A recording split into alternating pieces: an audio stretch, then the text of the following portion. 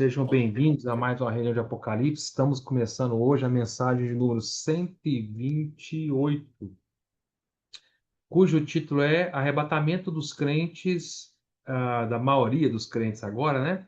Arrebatamento dos Crentes, parte 3. Nós estamos continuando o tema do arrebatamento, essa já, como o próprio título fala, parte 3, é porque já estamos continuando desde duas mensagens, né? Se vocês estão acompanhando as mensagens, sabem que na mensagem passada e retrasada, parte um e parte 2, nós falamos do arrebatamento dos vencedores, tá? E aí falamos do arrebatamento do filho varão, vencedores mortos. Também falamos do arrebatamento dos vencedores vivos, que estiverem vivos na época do arrebatamento dos vencedores, que são as primícias de Apocalipse 14, o filho varão está em Apocalipse 12. E mostramos vários aspectos sobre o arrebatamento, né, dos vencedores. Então, nós falamos que o arrebatamento dos vencedores, mostramos na palavra de Deus para os irmãos, né, o momento que vai acontecer, a necessidade do arrebatamento, o porquê serão arrebatados, para onde eles vão, tudo esses detalhes nós falamos para os irmãos, ainda que de forma panorâmica.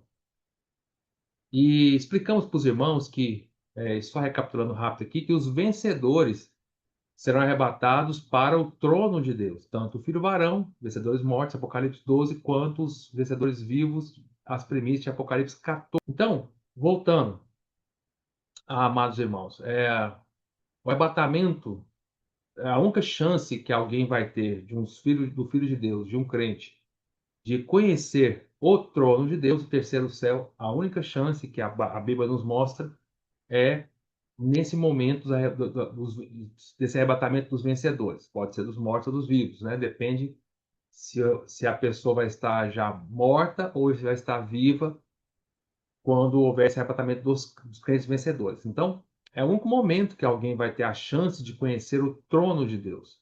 Não haverá outra chance, tá?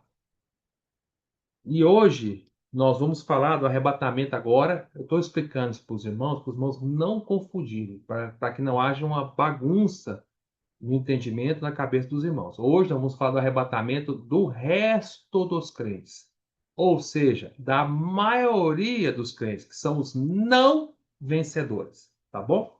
Então, é a maioria. Os vencedores é a minoria. Então, infelizmente, né? Infelizmente, os vencedores são a minoria e esperamos, né? E desejamos viver de tal maneira diante do Senhor que possamos fazer parte destes, mas ainda assim só o Senhor sabe, né? Mas que o nosso viver possa ser um viver de busca, pelo menos, de desejo intenso para fazer parte desse primeiro grupo de vencedores, mortos ou vivos, que possamos conhecer o trono de Deus. Que experiência maravilhosa, né, irmão? Que eu não consigo, obviamente, nem falar, né? Vocês sabem que, para ilustrar aqui, Paulo, o apóstolo Paulo, ele foi arrebatado ao trono de Deus. Paulo, ele teve essa experiência, né? Ele foi arrebatado, ainda que ele não saiba, e provavelmente não foi no corpo, né? Mas nós não sabemos, né? Em 2 Coríntios capítulo 12, Paulo ele fala que ele foi arrebatado até o trono de Deus, ao terceiro céu, e foi arrebatado até o paraíso. Então, até onde a gente saiba, Paulo foi o único homem que teve essa experiência de arrebatamento. Claro que foi momentâneo, foi algo momentâneo. Ele nem sabe dizer se foi em visão ou se foi no corpo. Ele mesmo não sabe dizer se foi no espírito ou no corpo. Ele não consegue dizer. Ah, e Claro, se ele não consegue ter a experiência, quanto mais nós. Mas pelo sentido de todo o livro de Apocalipse, de toda a Bíblia, provavelmente não foi no corpo, né? Provavelmente foi em espírito. Agora, se foi uma visão, se foi, nós não sabemos. Mas ele teve essa experiência. O ponto é que, onde eu quero chegar com tudo isso, é que ele fala que o que ele viu lá é uma experiência inimaginável, tá? São palavras inefáveis que ele não consegue descrever. É algo tão tremendo, irmãos. Então vocês imaginem o privilégio, o prêmio, né, a glória que vai ser para os vencedores ser arrebatados, até o trono de Deus, tá bom? Mas vamos entrar na mensagem de hoje, que nós precisamos completar essa mensagem. Não é uma mensagem demorada, é uma mensagem mais rápida, e eu espero que os irmãos entendam, tá? Então, só para ficar claro, a mensagem de hoje, nós não estamos mais falando dos vencedores. Nós estamos falando hoje, na mensagem de hoje, fique bem claro isso, irmão. Se você não diferenciar isso na sua cabeça, vai ficar muito bagunçado para você entender. Na mensagem de hoje, nós estamos falando da maioria dos crentes, do resto dos crentes, tá? Então, Deus separa o seu povo, separa, pode falar, né? Deus olha o seu povo de acordo com o amadurecimento da vida de Deus neles. Então, é separado em dois grupos de acordo com o amadurecimento da vida de Deus, né? O grupo dos que amadurecem primeiro, chamado vencedores, e os que amadurecem depois, não é? Chamados o resto, a maioria dos crentes, ou que a Apocalipse nos fala da messe. E a palavra messe quer dizer colheita, simplesmente isso, colheita, tá? Uma plantação, uma colheita, tá? Então vamos lá, vamos explicar para os irmãos, vamos entrar nos versículos para os irmãos entenderem. Então vamos lá. Primeiro, vamos falar do fato. É um fato que a maioria dos crentes vai amadurecer depois e ser arrebatado depois? É. Onde você vê isso? Onde está descrito isso? Apocalipse 14. Então, por favor, irmãos, eu queria pedir para os irmãos abrirem Apocalipse 14 para os irmãos entenderem, tá? Por favor, abra sua Bíblia, Apocalipse 14, que eu vou falar de forma panorâmica nesse capítulo para os irmãos entenderem algo, tá? Espero que você tenha abrido agora Apocalipse 14, porque eu vou falar de forma panorâmica. Então, gostaria que você acompanhasse na sua Bíblia aí, olhasse para ela. Por favor, olhe, pare tudo e olhe para a sua Bíblia, tá bom? Abra Apocalipse 14.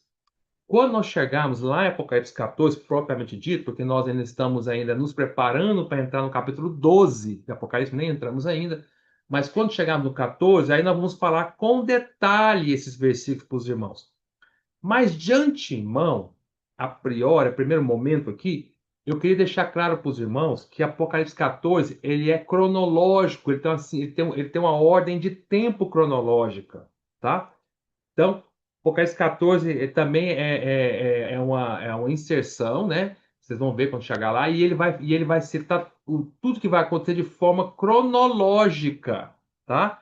Então, os eventos aqui são citados na ordem do tempo que eles vão ocorrendo. Então, uma coisa vai seguindo-se a outra em Apocalipse 14.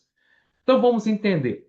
Primeira coisa que mostra Apocalipse 14, do versículo 1 ao versículo 5, é o arrebatamento das primícias. Quem são as primícias? São os crentes vencedores vivos, tá? Que são arrebatados antes da grande tribulação começar. Nós sabemos que eles são arrebatados ali entre o quinto e o sexto selo, tá? Entre o clamor dos mártires e o grande terremoto. Mas ninguém sabe exatamente o momento, porque esse abarretamento é secreto, faz parte da vinda secreta do Senhor. E a vinda secreta do Senhor ninguém sabe o dia, ninguém sabe a hora, nem o filho que é Cristo sabe, somente o Pai, tá? Então é secreto, por isso que exige vigilância, exige crescimento espiritual, estar vigilante para fazer parte desse arrebatamento. É como o Senhor, nós falamos na mensagem passada, o Senhor vem como ladrão de noite. Ninguém sabe a hora, ninguém sabe o momento, temos que estar preparados, tá? Então, a primeira coisa que está no Apocalipse 14, vamos vendo aí, é o arrebatamento dos crentes vencedores vivos, que são chamados de primícias. Por que primícias? Porque são os primeiros que amadurecem numa plantação. Então, expliquei para os irmãos já. Aos olhos de Deus, os filhos de Deus são considerados como uma plantação. E podemos até dizer que é de trigo, tá? Então, eu expliquei essas mensagens passadas, eu não posso entrar nesse detalhe agora. Quando chegarmos lá em Apocalipse 14, eu detalho novamente para os irmãos nas mensagens de Apocalipse 14. Aqui estamos só falando de forma panorâmica. Então, numa plantação de trigo, por exemplo, que é o que a palavra de Deus nos compara, os primeiros frutos que amadurecem, amadurece inclusive antes do resto da plantação, são chamados de primícias. E conforme nós já explicamos para os irmãos, eu estou só recapitulando rápido, as primícias, de acordo com o Velho Testamento, com o princípio do Velho Testamento, são os primeiros frutos que amadurecem antes, eles não são levados para o celeiro. Então, um agricultor, a semelhante ao agricultor, quando ele planta uma plantação, seja o que for, de trigo, qualquer coisa que seja, frutas, o que for. Sempre os primeiros frutos, o agricultor pega para ele. É por desfrute dele e da sua família, tá?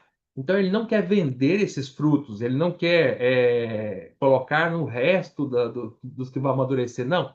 Ele pega para o seu desfrute. É como se fosse um prêmio para ele, dizendo assim: puxa, esses aqui amadureceram primeiro, são frutos do meu trabalho, árduo trabalho, eu quero para mim. Esse eu não vou vender, esse eu vou ficar para mim. Então, os primeiros frutos não vão, isso também está explicado no Velho Testamento, é um princípio do Velho Testamento. Já lemos todos os versículos, irmãos, eu estou só recapitulando. Então, esses primeiros frutos são levados para a casa do fazendeiro, tá? Por desfrute dele.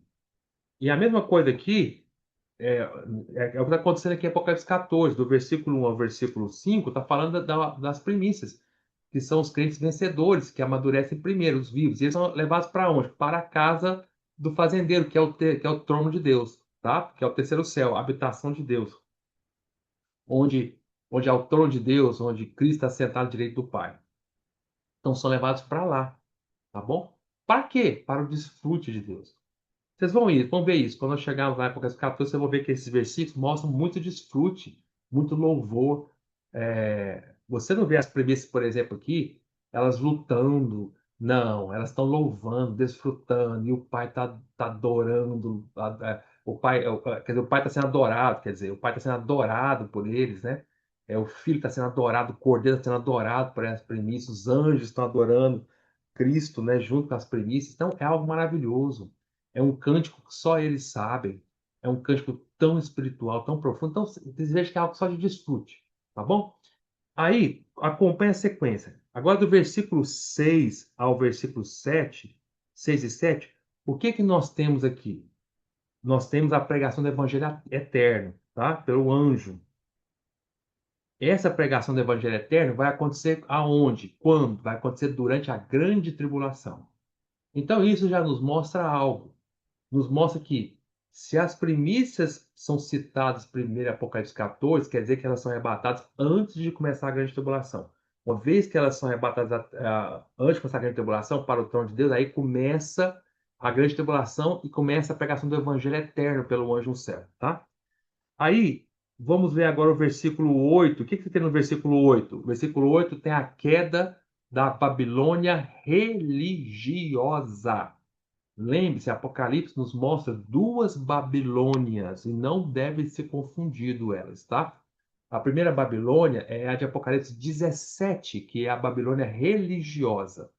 A segunda Babilônia é do capítulo seguinte, que é o capítulo 18, que é a Babilônia material, tá? São diferentes. Essa que está falando aqui no versículo 8 é a Babilônia religiosa.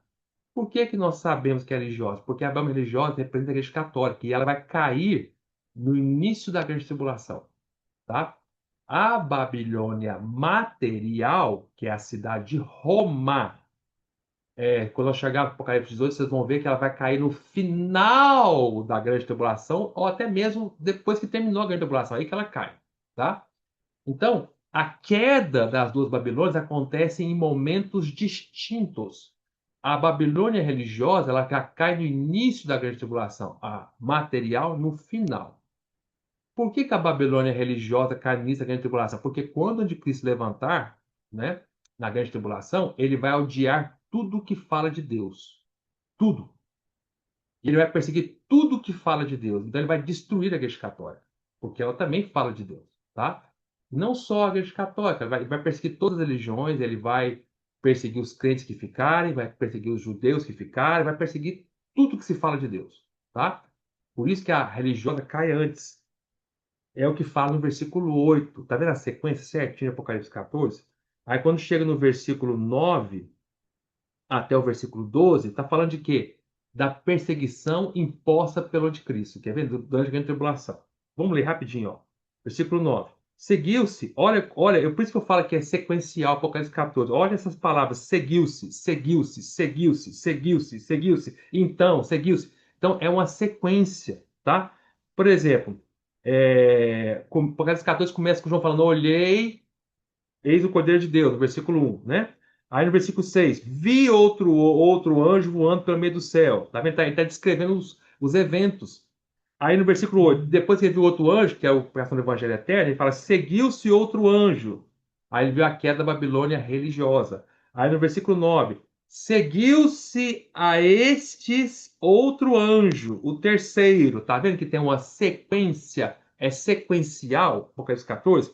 Aí o que acontece no versículo 9? Nós vamos ler. É a perseguição imposta pelo anticristo durante a grande tribulação. Quer ver? Ó? Vamos ler. Seguisse a estes outro anjo, o terceiro, dizendo em grande voz: se alguém adora a besta, que é o anticristo, e a sua imagem, que é a imagem que ele vai colocar lá no Santo dos Santos, lá no terceiro templo que vai ser retificado lá em Jerusalém, que não existe ainda, e recebe a sua marca na fronte, ou sobre a mão, a marca na fronte, a marca da besta na fronte, ou na fronte, perdão, né? Ou sobre a sua mão, também esse beberá do vinho da cólera de Deus, preparado sem mistura do cálice da sua ira, e será atormentado com fogo e enxofre, diante dos santos anjos e na presença do Cordeiro. A fumaça dos seus tormentos sobe pelos séculos dos séculos, e não tem descanso algum, nem de dia nem de noite, os adoradores da besta e da sua imagem, e quem quer que receba a marca do seu nome. Então, aqui está nos mostrando que durante a grande tribulação, os adoradores da besta vão ter a marca da besta.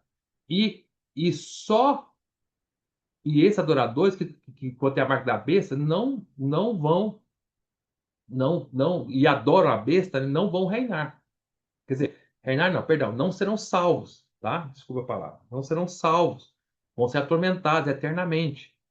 Ou seja, durante a tribulação, a maioria das pessoas do mundo, agora estou falando de incrédulos, a maioria das pessoas do mundo vão adorar a besta e receber a sua marca, tá? Diz que adoram a besta e recebem a sua marca vão ser atormentados eternamente. Ou seja, vão ser logo jogados no lago de fogo, tá? A única exceção, nós já falamos, vai ser as ovelhas, tá? E nós explicamos para os irmãos, mas eu vou prosseguir aqui. Mas durante a grande tribulação, por esses versículos, também vai ter um grupo de pessoas que não vai aceitar a marca da besta. Quem são? É o versículo 12, ó. Olha o que fala aqui, ó. Aqui está a perseverança dos santos. A perseverança dos santos. Ou seja, durante a grande tribulação, vai ter pessoas que vão estar aqui que são que faz parte dos santos. Ou seja, quem? O resto dos crentes e os judeus fiéis ao Senhor, tá? Esses vão perseverar, não vão aceitar a marca da besta, mas vão estar na grande tribulação. Aí ele fala: quem são eles? Vai detalhar. Perseverança dos santos. São os que guardam os mandamentos de Deus. Quem é que guarda o mandamento de Deus? São os judeus, tá? Os judeus que ficarem nessa terra, que vão ser todos judeus, na verdade, né? Mas são aqueles judeus que nós falamos no Apocalipse 7, os 144 mil que são selados, tá? Quem mais vai estar na grande tribulação? Ele fala, ó, e a fé em Jesus. Fé em Jesus diz respeito a crentes. Judeus não têm fé em Jesus, tá? Tá falando dos crentes. Fé em Jesus. Então, vocês estão entendendo? No versículo 9 ao versículo 12, está falando da perseguição que o anticristo vai exercer sobre as pessoas durante a grande tribulação. E quem será perseguido? Todo mundo. Mas, todo mundo assim, quem será perseguido? Perdão, todo mundo não. Quem será perseguido? São os que são os judeus que vão estar aqui, fiéis ao Senhor, porque vai ter, a maioria dos judeus não vai ser fiéis ao Senhor. E vão adorar a besta também. E os crentes que ficarem, são os que têm a fé em Jesus. Então, daqui a gente entende, irmãos, que durante a tribulação, tem crente aqui na terra. Então, o entendimento, esse conceito que é equivocado, nós respeitamos, mas é equivocado, que todos os crentes serão arrebatados durante a tribulação, isso não está de acordo com a revelação da palavra de Deus. Ou seja, a maioria dos crentes vai ficar, tá? Mas nesse momento aqui, nós já sabemos que os vencedores já estão lá no trono de Deus. Por quê? Porque lá no Apocalipse 14 começa com eles no trono. Depois começa a grande tribulação. Estão entendendo? Tá? E aí no versículo 13, o que fala o versículo 13? Fala que esses crentes que ficarem na grande tribulação, muitos deles, e judeus também, que não vão aceitar a marca da besta, vão perseverar amando o Senhor, vão ser mortos e martirizados pelo anticristo. Olha o que fala. Então ouvi uma voz do céu dizendo: escreve, bem-aventurados mortos. Tá vendo esse então? Esse então é uma sequência, tá? Então, de novo, versículo 9. perseguição do anticristo, durante a tribulação. Ele impõe que as pessoas todas tenham a marca do seu nome, a marca da besta na fronte e sobre a mão. Quem não tiver essa marca vai ser perseguido tremendamente por ele. E aí, os próprios versículos falam que vai ter um grupo de pessoas que não vão acertar e vão perseverar em não aceitar, em não adorar. Quem são? São os judeus fiéis ao Senhor, dos 144 mil de Apocalipse 7, e os crentes, que a maioria dos crentes vão ficar. São os que têm a fé em Jesus. Os judeus são os que guardam o mandamento de Deus, e os crentes são os que têm a fé em Jesus. Aí desses que são perseverantes na tribulação, eles vão ser martirizados pelo anticristo. Vão morrer. É o versículo 13, ó. Então ouvi uma voz do céu dizendo: escreve, bem-aventurados os mortos, que desde agora morrem no Senhor. Desde agora, aquele momento ali da grande tribulação, eles morrem no Senhor. O que eles morrem no Senhor? Eles não negam o Senhor, tá? Morrem no Senhor. Sim, diz o Espírito, para que descansem das suas fadigas, pois as suas obras os acompanham, tá? Esses são os vencedores chamados tardios, são aqueles lá de Apocalipse 15, tá? Os vencedores são mais divididos, são aqueles que morrem perseguidos pelo anticristo, porque eles não vão aceitar a marca da besta, tá? Esses versículos estão de acordo com Apocalipse 20, mas eu não vou detalhar aqui, tá, irmãos? Porque não é o áudio dessa mensagem, estou só explicando de forma panorâmica. Depois que acontece a morte desses vencedores, aí o que Apocalipse 14 vai nos falar, tá? Vai falar da ceifa. A ceifa é a colheita da messe. Mais uma vez, amado irmão, não fique. Eu estou dizendo isso para você porque eu tinha essa dificuldade. Não fique confuso por essa palavra messe. Messe quer dizer plantação, simplesmente isso. Tá? Ceifa quer dizer colheita. Aí aqui, no versículo 14 a 16, vai falar da colheita, que é a ceifa, tá? Que os ceifeiros vão colher do resto da plantação que ficou nessa terra. Por que do resto? Porque as primícias são os primeiros frutos já para arrebatados antes da tribulação, lá no início do capítulo 14. E ficou o resto. O resto são o resto dos crentes, tá? Que ficarem e que não vão ter morrido durante a tribulação. Porque todos os crentes que ficarem, todos os judeus serão mortos por anticristo? Não, muitos vão escapar de ser mortos por anticristo. E nesse momento aqui já está rolando a grande tribulação. Quando vai chegando próximo do final da grande tribulação, é que acontece essa colheita, essa ceifa da messe, do resto da plantação que ficou nessa terra, tá? Por que que o Senhor deixa para arrebatar o resto dos crentes no final da grande tribulação? Porque o Senhor está esperando eles amadurecerem.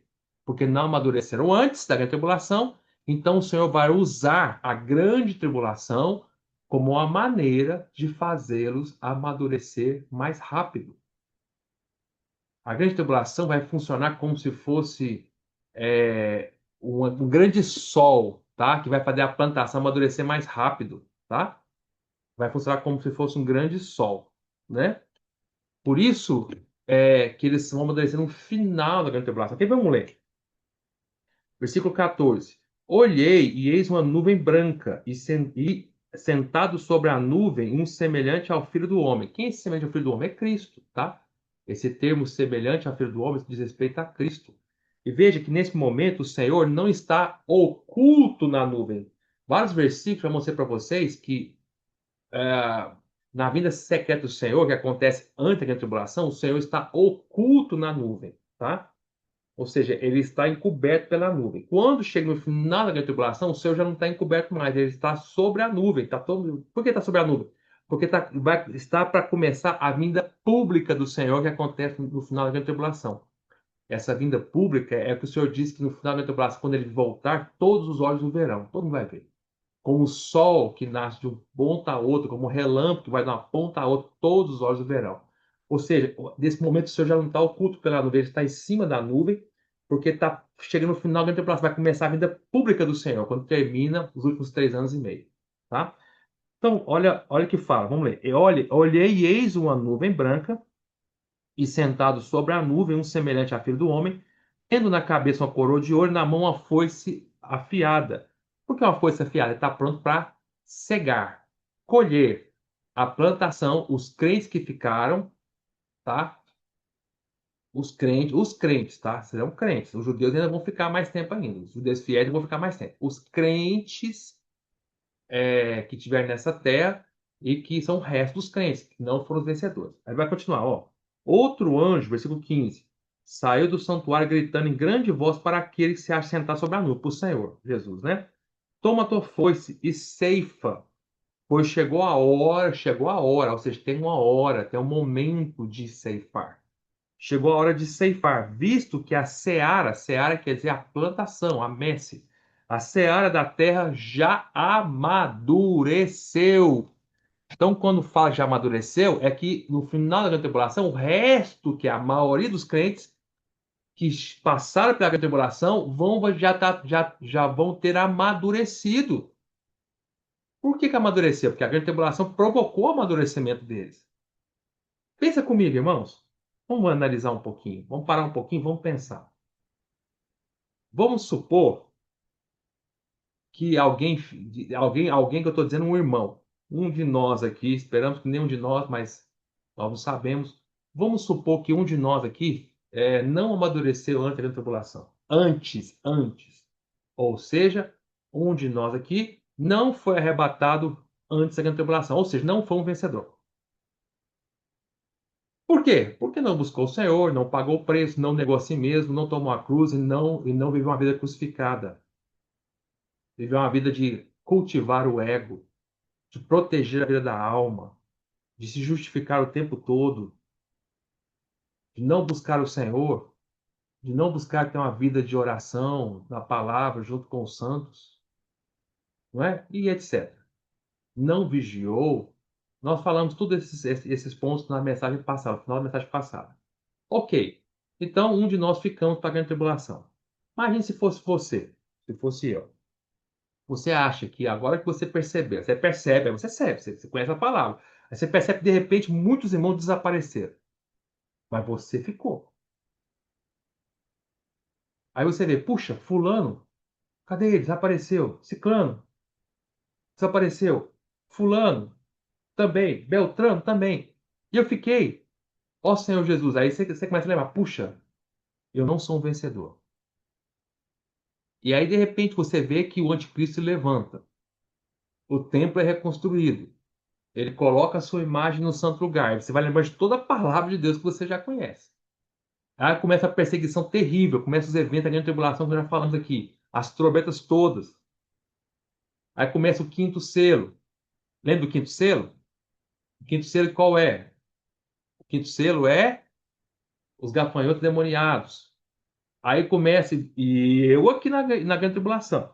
Aí começa o sexto selo, que é a morte de um terço da população mundial pelos cavalos e cavaleiros é, sobre anjos, sob domínio de anjos caídos. A matança. Aí você começa a ver todas as profecias sendo cumpridas no seu rosto, na sua cara. Aí isso é o sexto selo. Aí vem o sétimo selo. E você vê acontecendo. Aí começa a primeira trombeta. Você vê tudo isso, que é a destruição de um terço de toda a árvore verde, floresta dessa terra. Aí de repente você vê o segunda trombeta, que é a destruição de um terço do mar e de todas as embarcações. Aí você vê a terceira trombeta, destruição de um terço das águas potáveis e doces dos rios dessa terra. Aí você continua aqui, vê a quarta trombeta, que é a destruição de um terço dos exércitos celestiais, quer seja, do Sol, da Terra, do Sol, da Lua e das estrelas.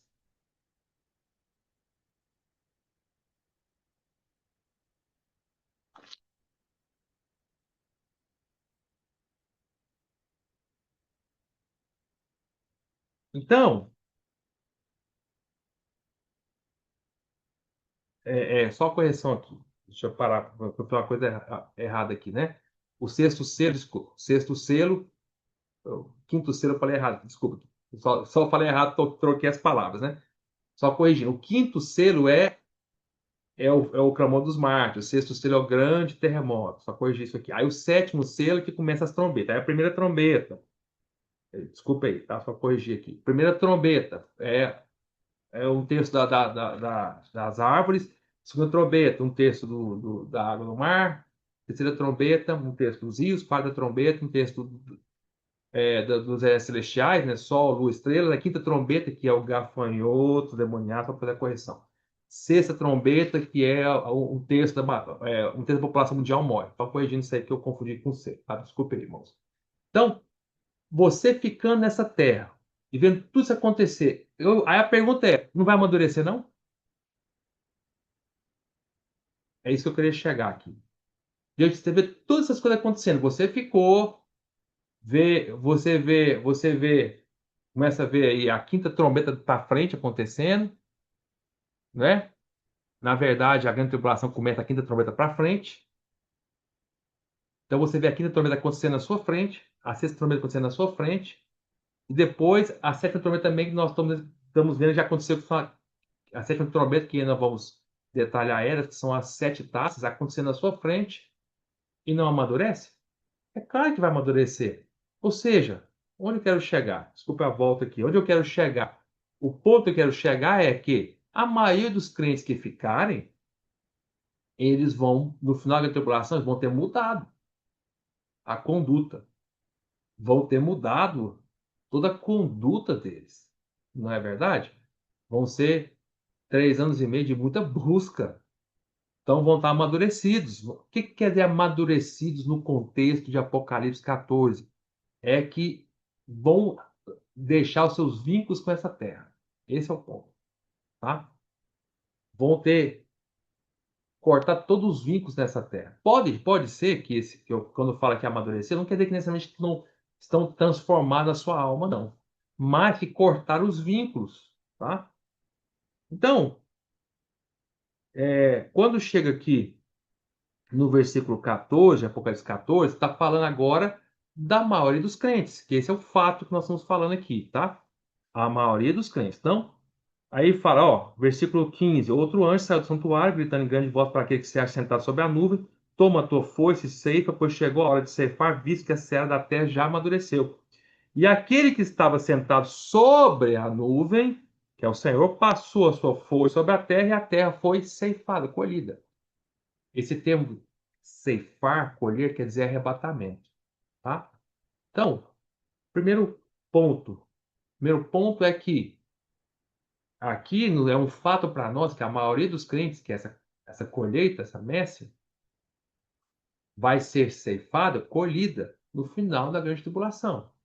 Depois já está rolando a perseguição do anticristo, nós vimos aqui no versículo 9 ao 13, depois que já está acontecendo a pregação do evangelho eterno pelo anjo, versículo 6 ao versículo 7, depois que já houve a queda da Babilônia religiosa, que é a Igreja Católica, no versículo 8, e antes. Então, tudo isso acontece depois do martírio dos crentes vencedores tardios, que é do versículo 13. E aí que, no finalzinho da grande tribulação, aí que a maioria dos crentes é arrebatada. Porém, ainda não é o final da grande tribulação, é quase o final. Porque no final acontece o quê? É do versículo 17 ao versículo 20, que é a vindima. O que é a vindima? É quando o Senhor vem no final da grande tribulação e vai ter a guerra do Armagedon. Ele vai pisar no anticristo e seus exércitos como se fossem uvas e vai rolar o sangue até o nível do freio dos cavalos, ali no Vale de Josafá. Entenderam, irmãos? Tá? Então, eu estou mostrando para os irmãos, de acordo com o Apocalipse 14, que a colheita da maioria dos crentes acontece no final, não no final total, mas quase no final da tribulação. Tá? E que a maioria dos crentes que vai ficar, que é a plantação que vai amadurecer, que é a seara, né? Vai amadurecer só no final quase no final da tribulação. Entenderam Apocalipse 14? Então, mais uma vez, recapitulando rápido, Apocalipse 14. Do versículo 1 ao versículo 5 é arrebatamento das primícias, crentes vencedores vivos antes de começar a grande tribulação. Depois que eles são arrebatados, no versículo 6 ao 7, começa a pregação do evangelho eterno pelo anjo no céu, durante a grande tribulação. No versículo 8, há a queda da Babilônia religiosa, que é a igreja católica, que isso vai acontecer porque o anticristo vai ter levantado, o anticristo vai perseguir tudo que se respeito se fala de Deus. Do versículo 9 ao versículo 12, está falando da perseguição do anticristo, do sinal dele. Ele vai colocar sobre a fronte e a mão. e que quem não tiver esse sinal da besta, o número da besta, vai, vai ser perseguido. E aí quem não vai ter esse sinal? Vai ser só os judeus fiéis ao Senhor e os crentes que ficarem, que é a maioria, tá? Que é a perseverança dos santos. E aí, no versículo 13, esses que forem desses crentes e também desses judeus, né? Mas principalmente os crentes, né? Que não aceitarem, muitos desses serão mortos durante a grande tribulação, martirizados, são os vencedores tardios, tá? Que é descrito com mais detalhe no capítulo seguinte, Apocalipse 15.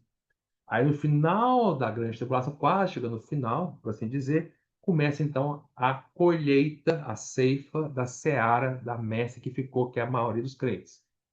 E depois que os maioria dos crentes então é arrebatado os ares, tá? É que começa a vindima, que é a guerra do Armagedon, no final da tribulação que o Senhor vem e destrói de Cristo os exércitos. Entenderam? Tá bom? Então, esses são os fatos. Mostrei para você, tá tudo Apocalipse 14. Tá? Então, eu falei do fato.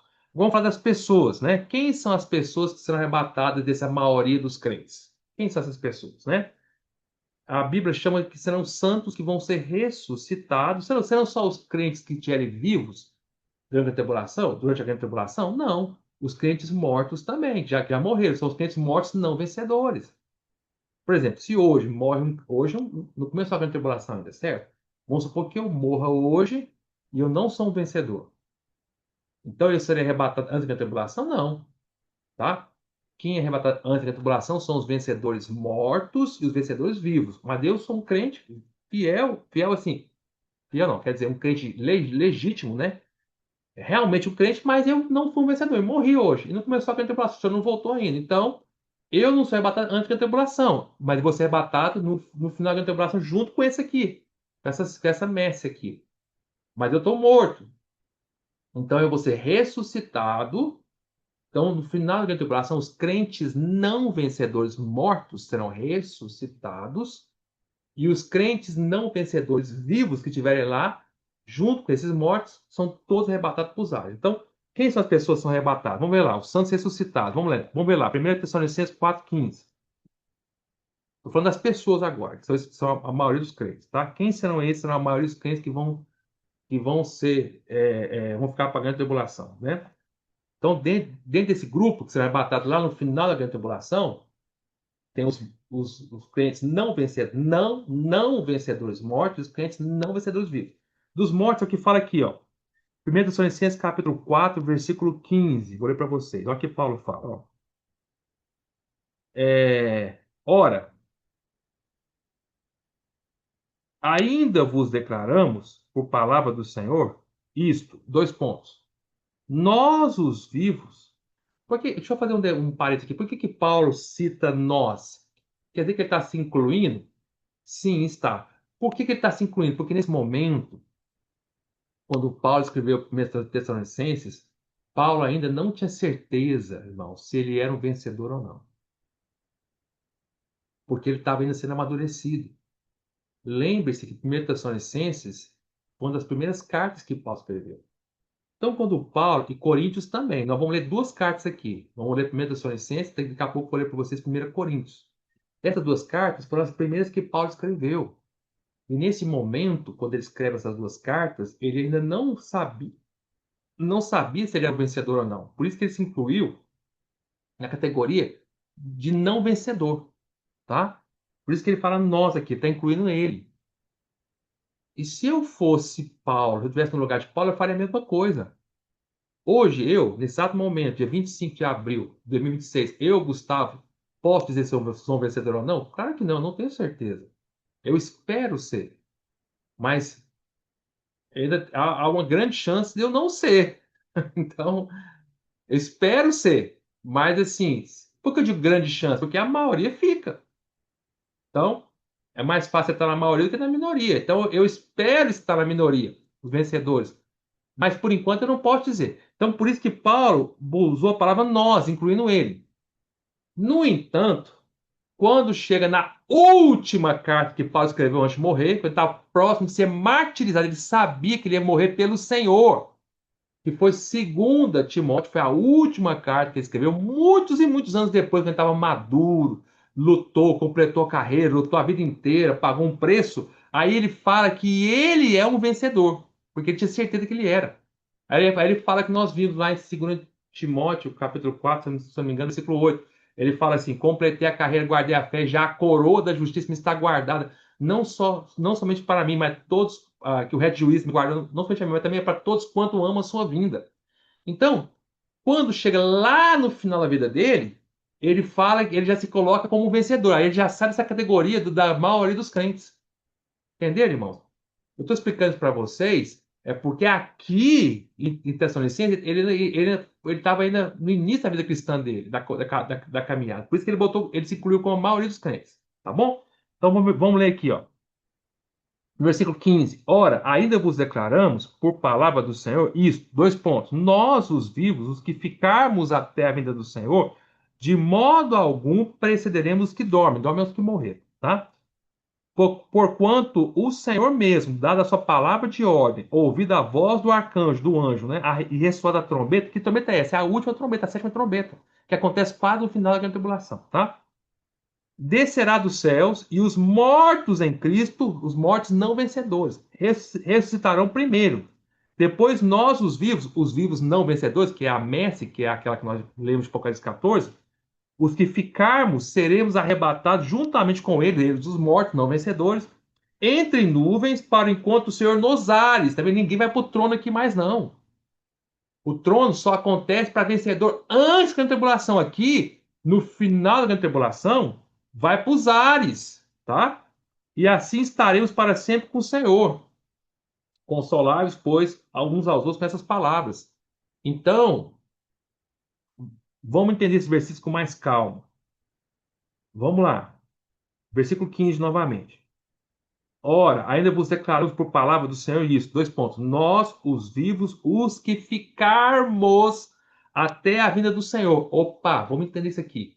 Nós, os que ficarmos, o que que ele quer dizer com isso? O apóstolo Paulo. Ele está querendo dizer, nós, os que ficarmos, quer dizer que antes da grande tribulação, vai ter crentes que já foram arrebatados. Ou seja, os vencedores são arrebatados e os que ficam são arrebatados no final. Por isso que ele fala, nós os que ficarmos. Então, essa expressão, nós os que ficarmos, é prova categórica que crentes vão ficar para a grande tribulação. Ou seja, uns já foram, outros ficam. Se não fosse assim, Paulo não precisaria usar a palavra ficarmos, basta dizer nós os vivos, você entenderia. Quer ver? Vamos tirar ficar para você entender? Daria o mesmo significado no que ele quer dizer aqui. Vamos ler lá, ó. Vou tirar a palavra ficar para vocês entenderem. Ora, ainda vos declaramos por palavra do Senhor isso. Nós, os vivos, até a vinda do Senhor, de modo algum prestaremos os que dormem. Tá vendo? Você entenderia. Só que ele fez questão de usar a palavra ficarmos para dizer que já teve crentes que nesse momento já estão lá no trono de Deus com o Senhor. E o resto que ficou, os que ficaram, é que então vão ter essa experiência que ele vai falar agora. Entenderam, irmãos? Tá? Então, esse trecho que nós estamos lendo aqui, de 1 Tessalonicenses capítulo 4, está se referindo à maioria dos crentes não vencedores que ficaram. Tá? Só que desses que não ficaram, primeiros que são arrebatados não são os vivos, são os mortos que, nesse momento, vão estar onde? Lá no paraíso, esperando serem arrebatados. Porque os mortos vencedores já foram arrebatados antes da grande tribulação. E os mortos não vencedores ficaram até começar a grande tribulação. Quando chegou quase no finalzinho, esses mortos não vencedores são ressuscitados primeiro, porque estão mortos, claro. E aí eles são arrebatados junto com os crentes não vencedores vivos que tiveram a grande tribulação. Também são arrebatados juntos para enquanto o Senhor aonde? No trono? Não, não. Nos ares. Porque nesse momento o Senhor já saiu do trono e desceu para os ares. Entenderam? Então vamos ler aqui, ó, de novo. Nós, os vivos que ficarmos até a vinda do Senhor, de modo algum precederemos que dormem. Tem uma ordem. Primeiro, sempre os mortos primeiro, que estão esperando mais tempo, depois os vivos, tá? Porquanto o Senhor mesmo, ó, como é que a gente sabe que isso vai acontecer no final da tribulação? Por causa disso aqui, ó, olha aqui, ó. Porquanto o Senhor mesmo, dada a sua palavra de ordem, ouvida a voz do arcanjo e ressoada a trombeta de Deus. Então, a gente sabe que essa trombeta é a última. Como é que você sabe, irmão Gustavo? Quando nós lemos esse versículo em união com o versículo de 1 Coríntios 15, que eu já vou ler para vocês, você vai entender que essa trombeta tem que ser a última, tá bom? Vamos ler lá. Ressoada a trombeta de Deus, descerá dos céus, e os mortos em Cristo ressuscitarão primeiro. Primeiro os mortos, esses mortos são os mortos não vencedores. Depois nós, os vivos, os que ficarmos, ó, os ficarmos, tá? Os que não foram vencedores, os que ficarmos, seremos arrebatados juntamente com eles, os mortos, não vencedores, entre nuvens. Ou seja, não vai para o trono, vai para as nuvens, tá? Para enquanto o Senhor nos ares, porque o Senhor vai estar nos ares. Só que lembre-se, os vencedores encontraram o Senhor no trono. E aí, onde você quer encontrar o Senhor? No trono ou nos ares? E assim estaremos para sempre com o Senhor. Então vamos ver agora, vocês entenderam? Quem serão esses, maioria dos crentes que vão ser arrebatados? Primeiro os mortos, que serão ressuscitados, mortos não vencedores, que serão ressuscitados, depois os vivos não vencedores, tá bom? Agora vamos ler esses versículos com 1 Coríntios capítulo 15, vamos ler lá. Compara agora, 1 Coríntios 15, versículo 23, olha o que Paulo fala.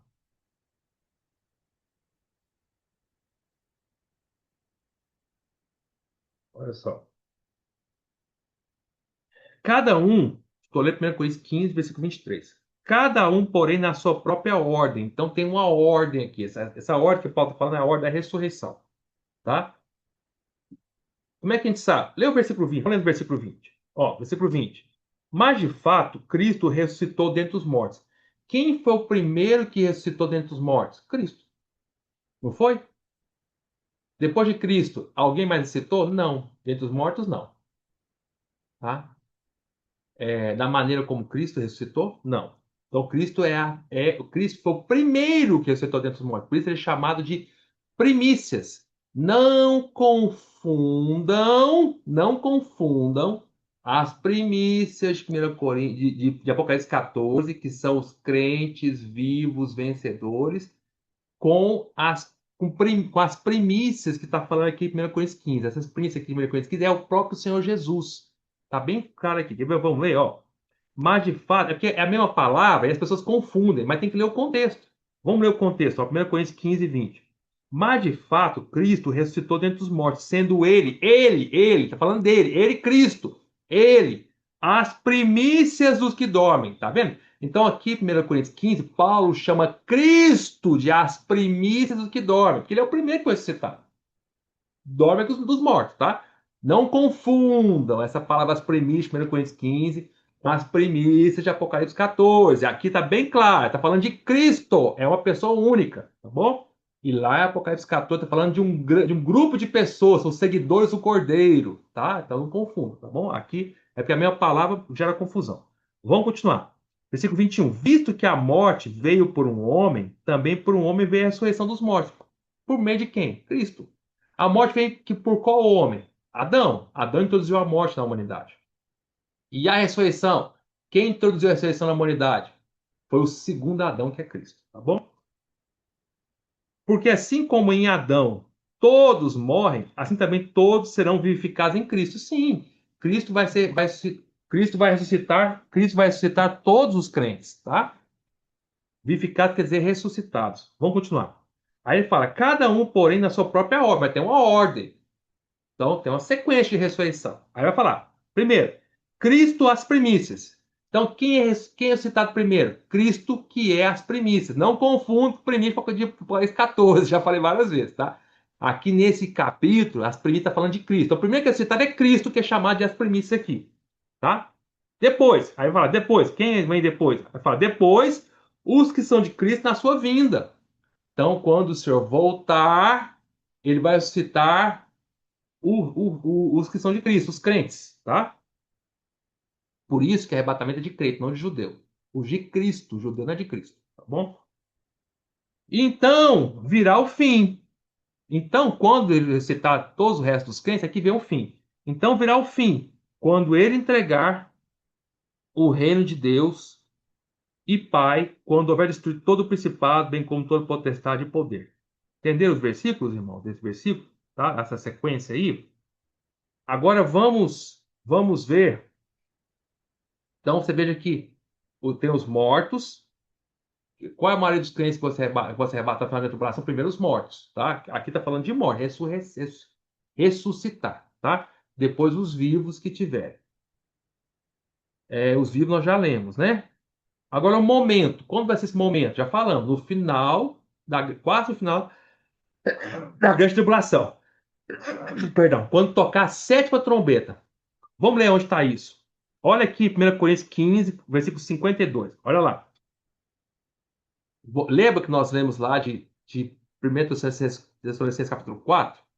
Que fala, lá fala ressoar da trombeta, lá no capítulo 4 de 1 Tessalonicenses.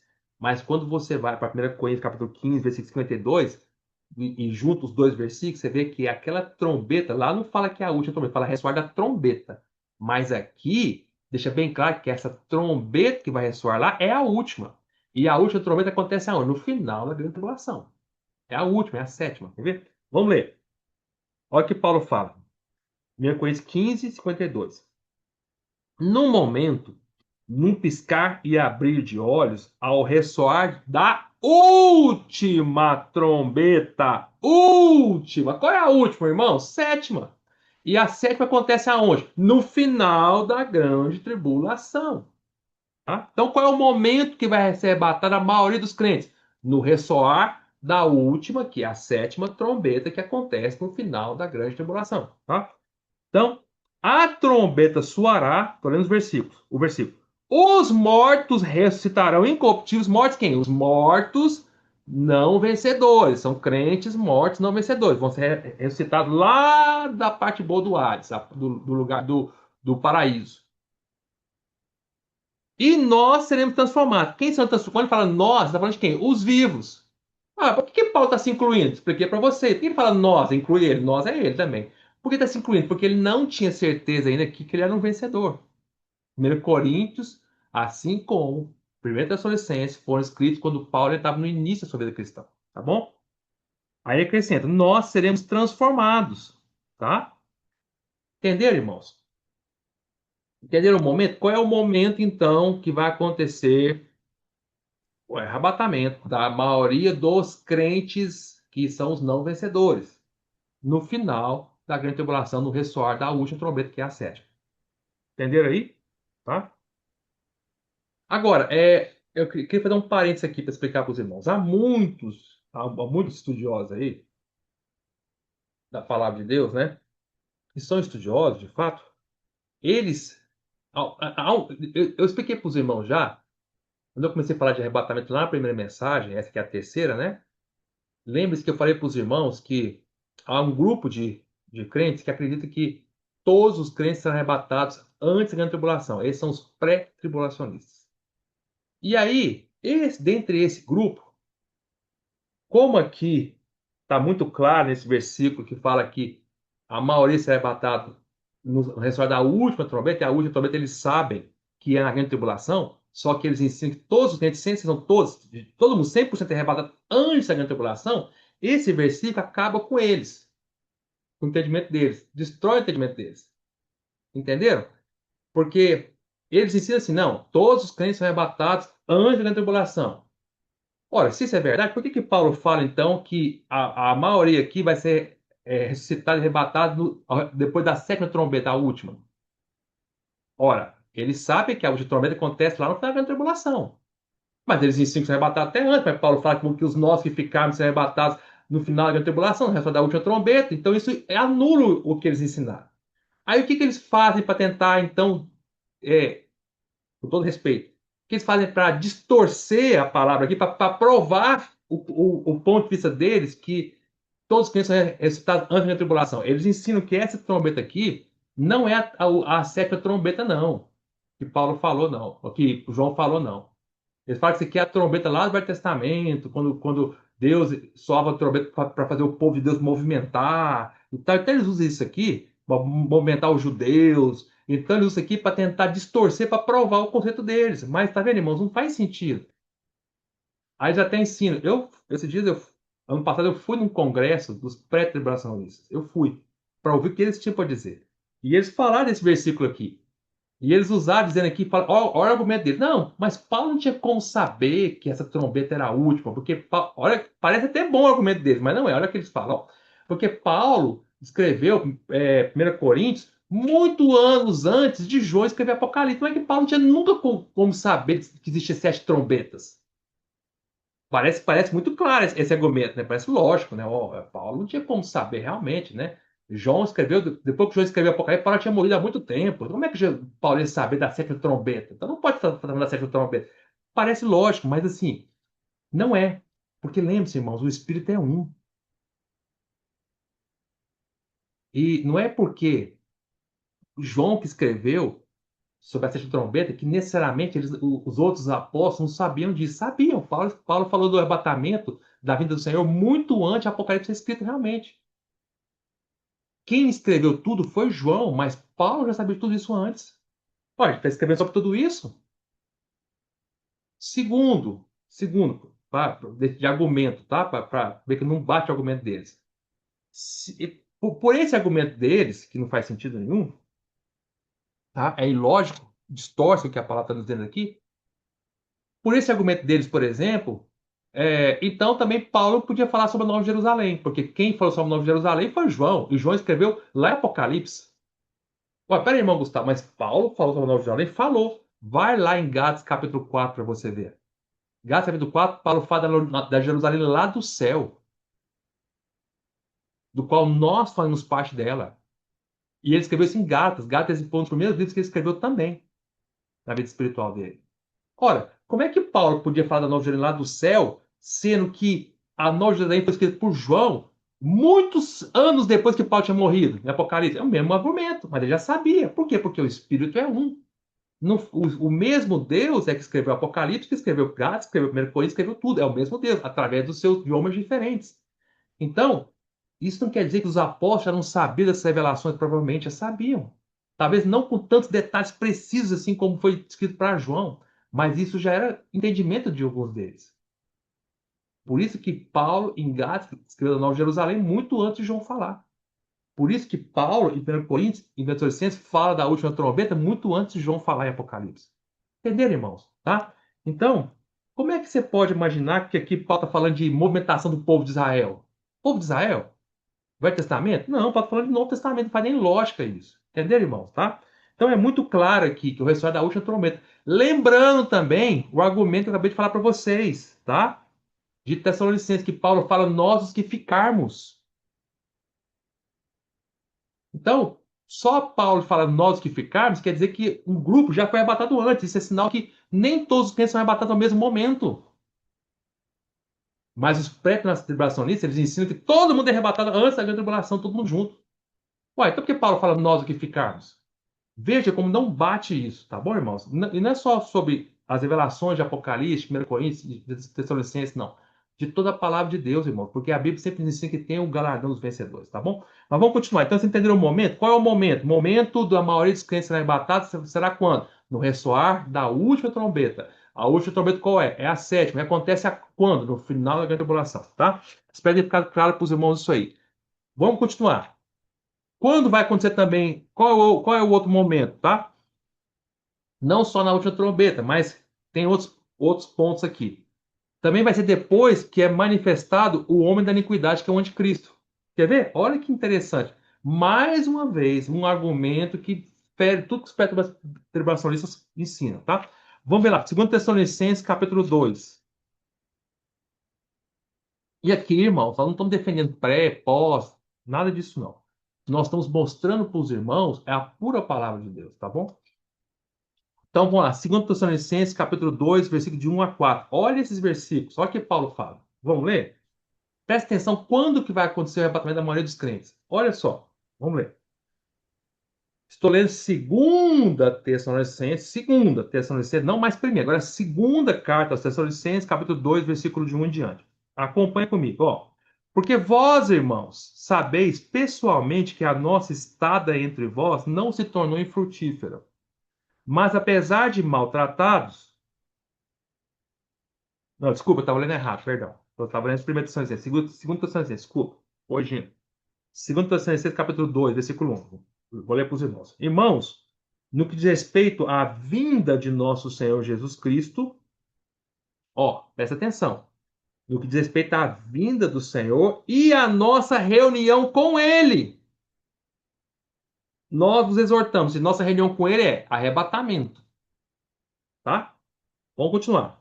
A que não vos demovais da vossa mente com facilidade, nem vos perturbeis, quer por espírito, quer por palavra, quer por epístola, como se procedeste nós, supondo, tendo chegado ao dia do Senhor. Paulo está falando para os Tessalonicenses que o dia do Senhor não chegou. Eles achavam que tinha chegado na época deles. Falaram, não, calma, não é bem assim, não. O dia do Senhor não vai chegar agora. O dia do Senhor, quando fala dia do Senhor, está falando dia da volta do Senhor. O dia da volta do Senhor tem alguns fatores, fatos, ações que tem que acontecer antes dele vir, da volta do Senhor vir, a volta pública do Senhor, tá? Aí vai explicar quais são eles. Ó, versículo 3. Ninguém, de nenhum modo, vos engane. Não é para nos enganar, irmão. Você e eu precisamos saber disso para não sermos enganados. Aí continua, porque isto não acontecerá, ou seja, a volta do Senhor, a nossa reunião com Ele, que é o arrebatamento, a maioria dos crentes, não acontecerá sem que primeiro venha a apostasia. Apostasia quer dizer afastamento da fé. Isso quer dizer o termo apostasia, afastamento da fé.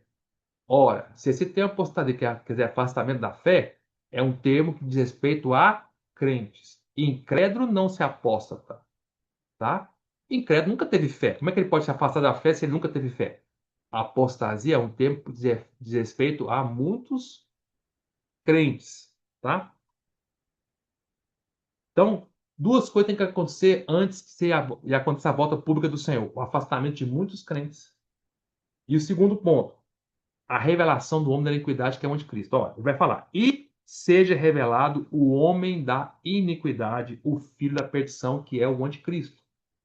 Ou seja, Paulo está dizendo claramente que esse dia da volta do Senhor é a reunião nossa com ele, nossa, porque ele não sabia que era um vencedor ainda.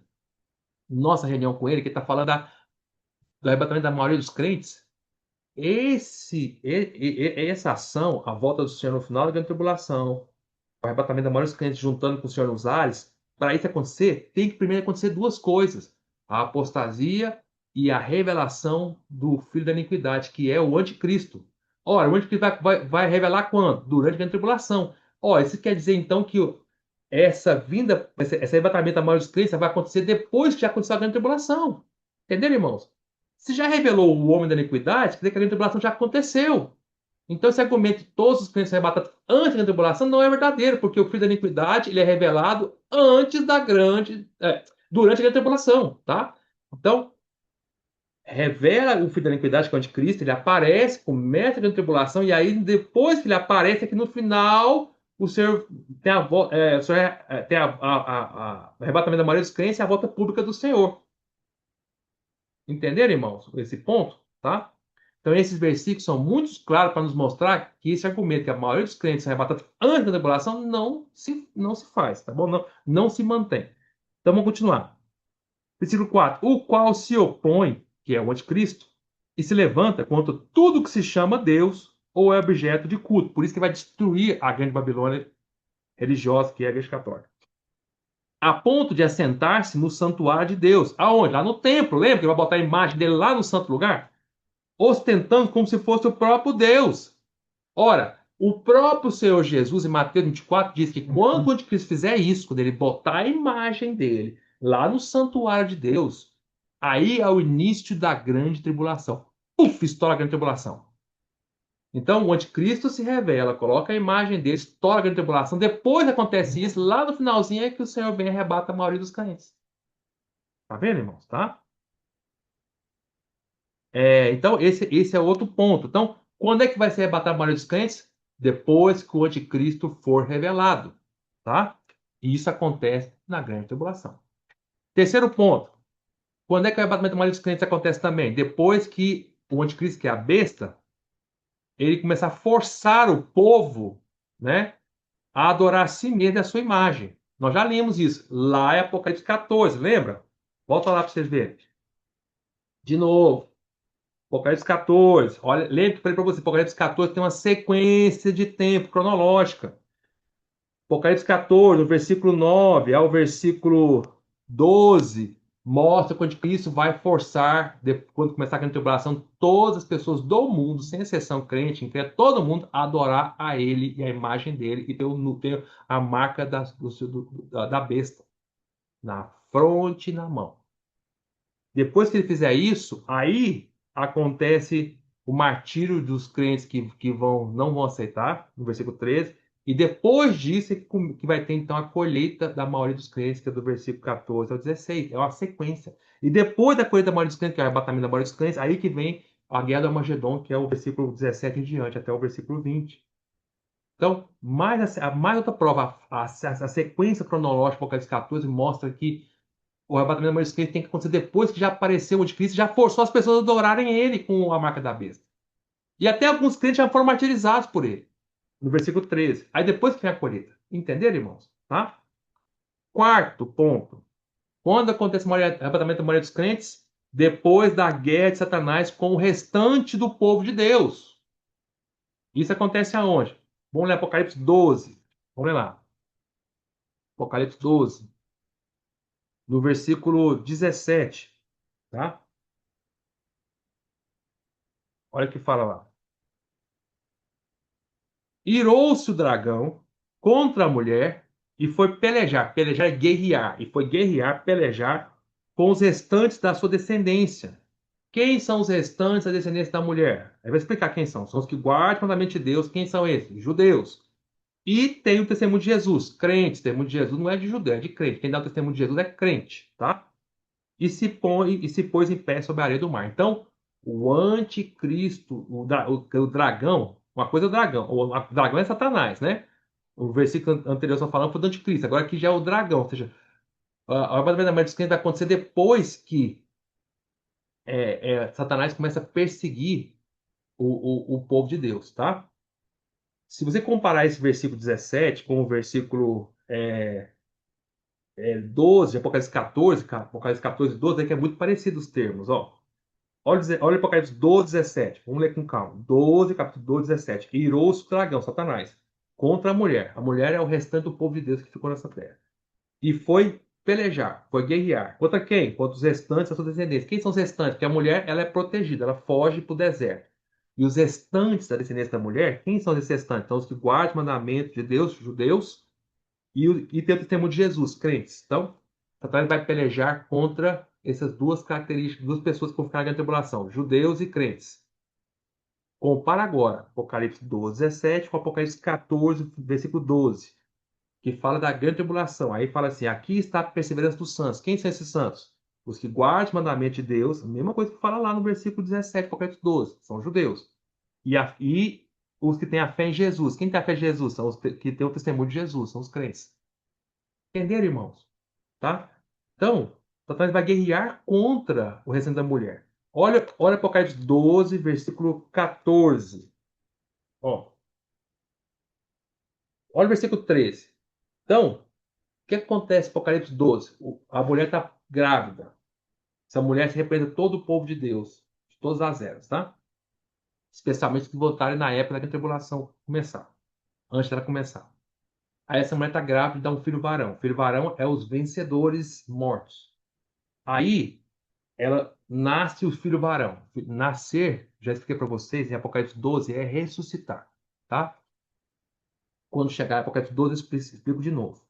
Aí o filho varão nasce, ele é ressuscitado e vai lá para o trono de Deus. Os crentes os vencedores mortos são arrebatados até o trono de Deus.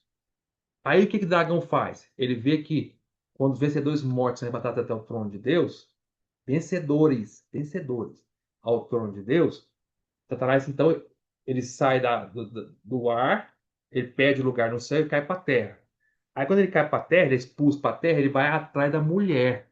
Olha o versículo 13, ó. Quando, pois, o dragão se viu atirado para a terra, estou lendo Apocalipse 12, 13. Capítulo 12, versículo 13. Quando, pois, o dragão se viu atirado para a terra, perseguiu a mulher que dera à luz o filho varão.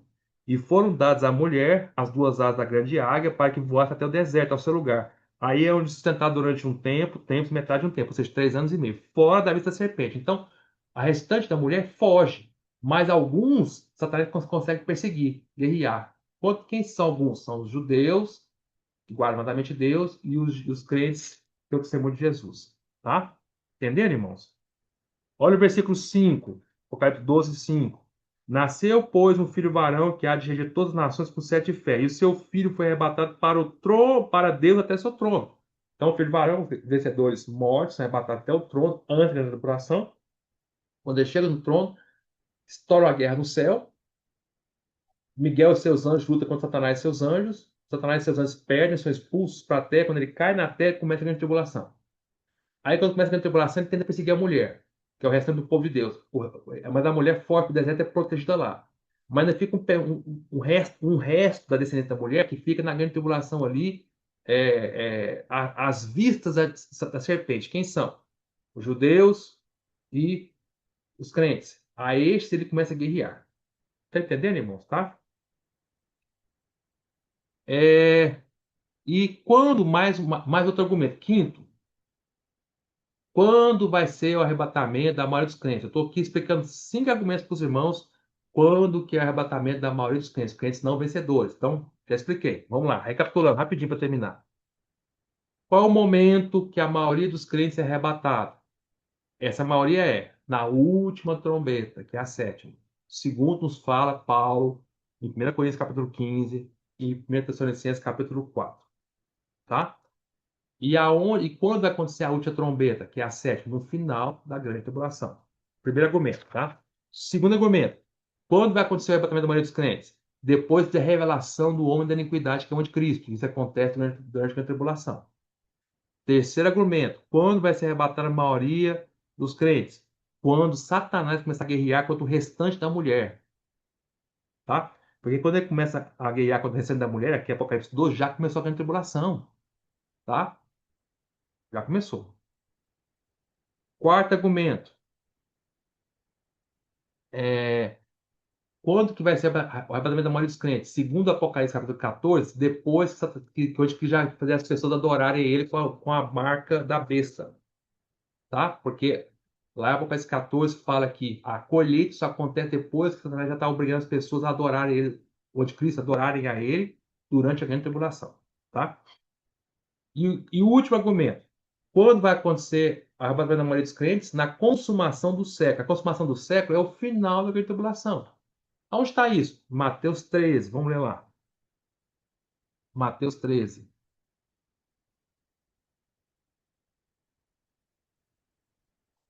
Mateus 13, versículo 39. Olha o que o senhor fala aqui, ó, tá? Quando o senhor está falando aqui, Mateus 13, 39, da consumação do século, o senhor aqui está explicando a parábola do joio. Lembra que do joio, do trigo? Lembra que um homem tinha um campo. Vamos ler lá no versículo.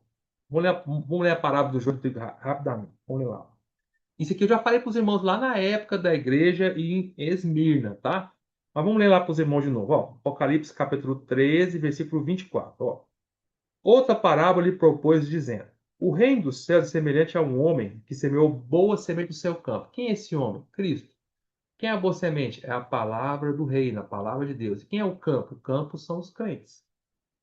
Mas enquanto os homens dormiam, os crentes não estavam vigilantes, veio o inimigo dele, inimigo desse homem. Quem é o inimigo desse homem? Satanás. E semeou o joio. O joio são os falsos irmãos. No meio do trigo. O trigo é o povo de Deus. Lembra que eu falei que Deus compara o seu povo com a plantação de trigo? E retirou-se. Então, Satanás semeia os falsos irmãos, semeou falsos irmãos no meio do povo de Deus. Satanás se retira por um momento. Aí, versículo 26. E quando a erva cresceu e produziu fruto, ou seja, os falsos, né? Apareceu também o joio. Então, o joio vai crescendo junto com o trigo, né? E você só percebe a diferença deles no final, quando eles produzem fruto. Quando a erva cresce e produz fruto. Então, você só sabe a diferença de um joio e de um trigo quando ele produz o fruto, tá? Porque eles são muito semelhantes, mas no fruto são diferentes, tá? Tudo expliquei para você naquela época. Aí continua. Então, vindo os servos do dono da casa, servos são os crentes que amam o Senhor, né? Os que buscam o Senhor, os crentes que servem ao Senhor, né? O dono da casa é Cristo, a casa é a igreja, né? E disseram: Senhor, não semeaste boa semente no teu campo? Senhor, você não pregou boa palavra para os teus filhos? De onde vem esse joio, esses falsos irmãos? Porém, lhes respondeu: o inimigo fez, Satanás fez isso, o inimigo fez isso. Mas os servos lhe perguntaram, os que amam o Senhor, né? Perguntaram: queres que vamos e arranquemos o joio, vai lá e arranca os falsos irmãos na marra? Aí você falou: não, não, faz isso não. Replicou ele: para que ao separar o joio, se você fizer isso, de arrancar os irmãos na marra, ao separar o joio, não arranqueis também com ele o trigo. Você vai escandalizar e vai produzir, vai matar trigo, pessoas que servem o Senhor vão ser prejudicadas também, os verdadeiros irmãos. Então, se a gente for na marra e arrancar os falsos irmãos do nosso meio, muitos verdadeiros irmãos também serão prejudicados, escandalizados. Entendeu? Aí o Senhor falou assim, versículo 30, deixa-os crescer juntos até a colheita. O que é a colheita? A colheita é justamente quando o Senhor vem no final da tribulação, a colheita de Apocalipse 14. Quando ele vem, e o Senhor vem e arrebata quem? Arrebata os verdadeiros crentes, que é a maioria, não vencedores. E o joio fica para a tribulação. Entendeu? Não. E no tempo da colheita, direi aos ceifeiros. Quem são os ceifeiros? São os anjos. Ajuntai primeiro o joio, atar em feixe para ser queimado. Então, só deixa o joio quietinho ali em feixe para ser queimado. Queimado quando? Jogar no lago de fogo no final da tribulação. Mas o trigo, recolher ao meu celeiro. Olha que rico.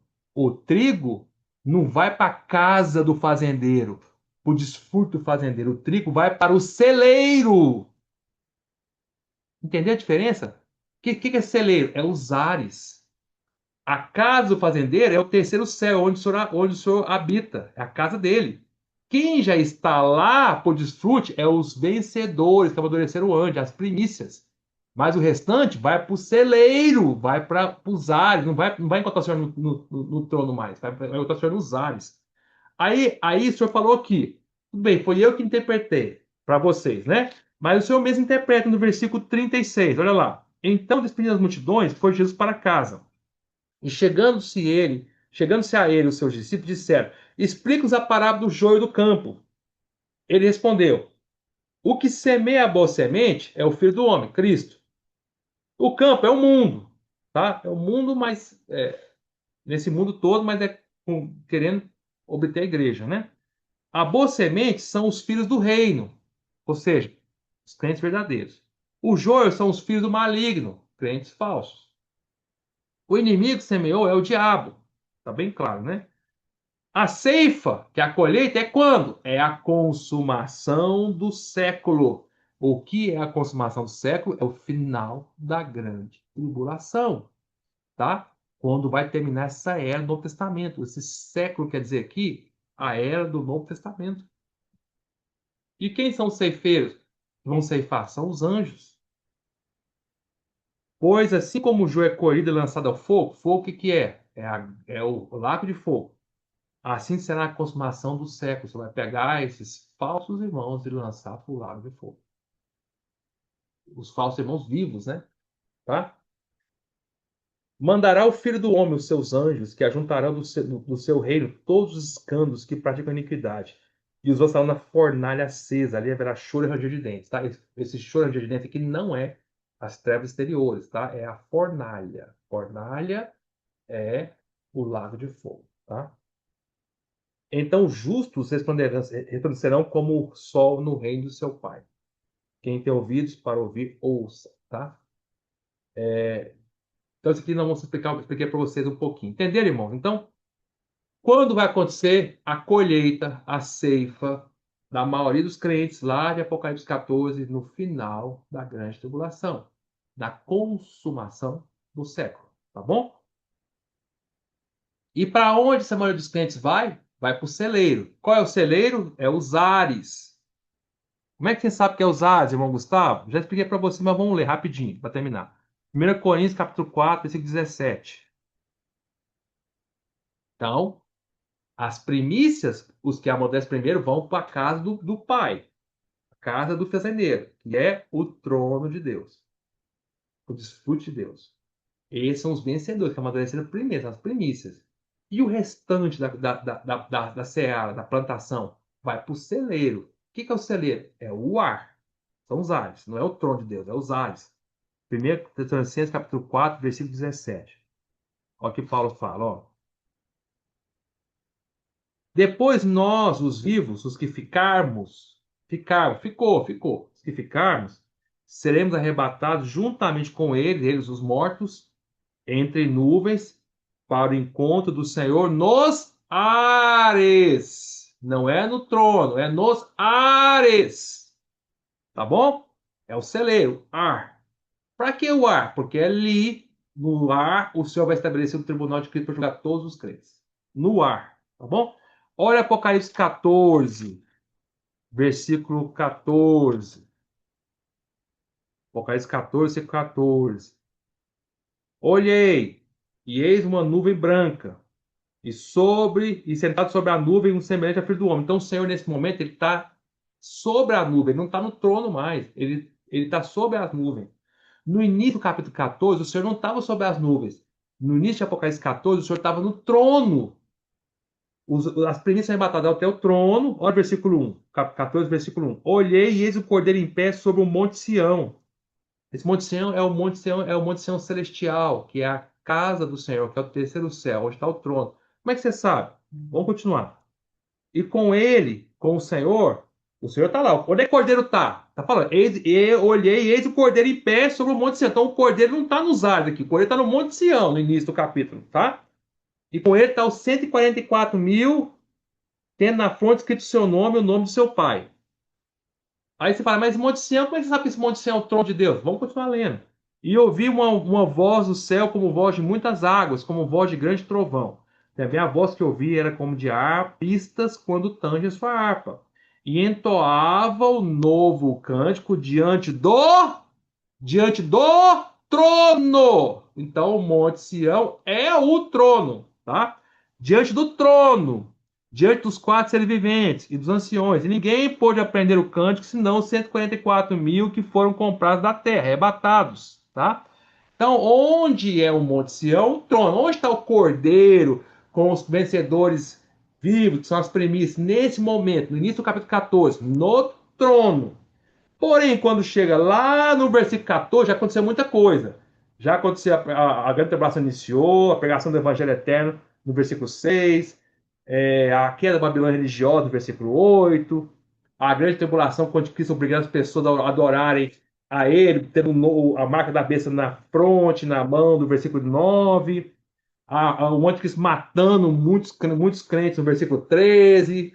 E aí começa, aí vem então o Senhor, aparece agora o Filho do Homem, que é o Senhor, já não está no trono mais. Ele está onde? Em cima da nuvem. Tá vendo? Está nos ares já. Ele saiu do trono e foi para os ares. Então, versículo 14, Apocalipse 14. Olhei, eis uma nuvem branca, e sentado sobre a nuvem, um semelhante ao Filho do Homem. Tá? Já não está no trono mais, tá sobre a nuvem. Tá? Tendo na cabeça uma coroa de ouro e na mão uma força afiada. Outro anjo saiu do santuário, gritando em grande voz para aquele que se achava sentado sobre a nuvem, nos ares. Toma a tua foice e ceifa, pois chegou a hora de ceifar, visto que a seara da terra já amadureceu. E aquele que estava sentado sobre a nuvem, tá vendo? Nos três versículos deixa bem claro onde o Senhor está nesse momento. É no trono? Não, é sobre a nuvem. E aquele que estava sentado sobre a nuvem passou a sua foice sobre a terra, e a terra foi ceifada. Ceifada é arrebatou. Então, onde é o lugar que a maioria dos crentes vai ser arrebatada? Para que lugar? Para os ares, para as nuvens, junto com o Senhor. Entendeu? De acordo com 1 Coríntios, de acordo com 1 Tessalonicenses, capítulo 4, versículo 17, é nos ares. De acordo com Apocalipse, capítulo 14, versículo 14 ao 16, é nos ares. Tá bom? E qual é a condição para que haja o arrebatamento da maioria dos crentes? É que a seara esteja madura. Então, nós falamos no versículo 15, que é Apocalipse 14, versículo 15, ó. Toma a tua foice, finalzinho do versículo, toma a sua foice e ceifa, pois chegou a hora de ceifar. Qual que é a hora de ceifar? Do arrebatamento da maioria dos crentes? Visto que a seara da terra já amadureceu. Os crentes ficaram nessa terra e a grande tribulação foi um grande sol que fez essa plantação amadurecer. Tá bom? Entenderam aí? Então, nós falamos do arrebatamento dos crentes vencedores. Última recapitulação rápida. Nós falamos do arrebatamento, dessas três mensagens sobre arrebatamento, nós falamos que, primeiro, então acontece vários arrebatamentos. Tá? Quais são eles? Antes da grande tribulação começar, o Senhor arrebata os crentes vencedores mortos, crentes vencedores mortos, que é o filho varão, de Apocalipse 12. E para onde eles vão? Para o trono de Deus. Também falamos que antes da grande tribulação começar, o Senhor arrebata os vencedores vivos. Vencedores vivos. Quem são vencedores vivos? São as primícias de Apocalipse 14. Para onde elas vão? Para o trono de Deus, o Monte Sião Celestial. Antes da grande tribulação. Também falamos que depois que começa a grande tribulação, o Senhor sai do trono e vai para os ares. E quando chega, e durante a grande tribulação, alguns crentes que ficaram são martirizados pelo anticristo. Então, é Apocalipse capítulo 14, versículo 13. Esses são martirizados, são arrebatados para os ares também. São chamados vencedores, também são vencedores, porque morreram por causa do Senhor, mas chamados vencedores tardios, tá? A descrição desses vencedores tardios está em Apocalipse 15. Vamos ler lá rapidinho? Versículo 2, Apocalipse 15, versículo 2, ó. Vi como que um mar de vidro mesclado de fogo e os vencedores da besta. Esse termo, vencedores da besta, está falando que vai ter crentes que durante a grande tribulação, porque a besta só manifesta na grande tribulação. Durante a grande tribulação, esses crentes vão vencer a besta, vão vencer o anticristo. Mas como é que eles vão vencer? Morrendo pelo Senhor. Quando eles morrem pelo Senhor, eles vencem o anticristo. Quer ver? Ó? Vamos continuar. E os vencedores da besta, da sua imagem e do número do seu nome, que se achavam em pé no mar de vidro, tendo harpas de Deus, e entoavam o cântico de Moisés, servo de Deus, e o cântico de Cordeiro, dizendo, tá? Aí vão falar, grandes e admiráveis são as tuas obras, Senhor Deus Todo-Poderoso, justos e verdadeiros são os teus caminhos, ó Rei das Nações. Quem não temerá e não glorificará o teu nome, ó Senhor? Pois só tu és santo, por isso todas as nações viram e adoraram, desculpe, por isso todas as nações virão e adorarão diante de ti, porque os teus atos de justiça se fizeram manifestos. Então, aqui está falando dos vencedores tardios, são aqueles irmãos que ficaram para a tribulação, mas que durante a tribulação eles morreram pelo Senhor, porque não aceitaram a besta, e aí eles são arrebatados para os ares, são vencedores também, porém não vão para o trono. Perdeu a chance, porque eles não cresceram antes da grande tribulação, mas são vencedores, vão para os ares, tá? É o terceiro tipo de arrebatamento, vencedores tardios. E o resto dos crentes não vencedores continuam na grande tribulação. Quando chega no final, próximo do final da grande tribulação, na última trombeta, na sétima trombeta, aí eles amadurecem, o Senhor vem dos ares e arrebata a maioria dos crentes vivos que ficaram, e também os primeiros crentes mortos, na verdade, que estão lá na parte boa do Hades, que não são vencedores, são os são crentes, mas não vencedores, estão lá no paraíso ainda, são arrebatados junto com os crentes vivos não vencedores, que é a Messe, a Seara, Apocalipse 14, tá bom? E vão para os Ares, tá? E ainda tem, no finalzinho da tribulação, o arrebatamento das duas testemunhas. Nós já falamos sobre elas, que é Moisés e Elias, lá em Apocalipse 11, que também vão encontrar com o Senhor, nos ares. Entenderam, irmãos? Tá? E tem uma última categoria, que eu não vou falar aqui agora, lá para frente, que é a respiga, tá? É a última categoriazinha que vai ficar o restinho ainda pro finalzinho, que vai no finalzinho sai arrebatado. Tá? Que não vou confundir vocês aqui agora, não. Tá bom? Então, irmãos, é isso. Terminamos aqui essas mensagens sobre arrebatamento de todos os crentes, desde os vencedores e não vencedores, explicando todos eles, ponto por ponto, para que não haja confusão. E a partir, então, das próximas mensagens, a gente pode entrar em Apocalipse 12. Tá bom, irmão? Jesus Senhor.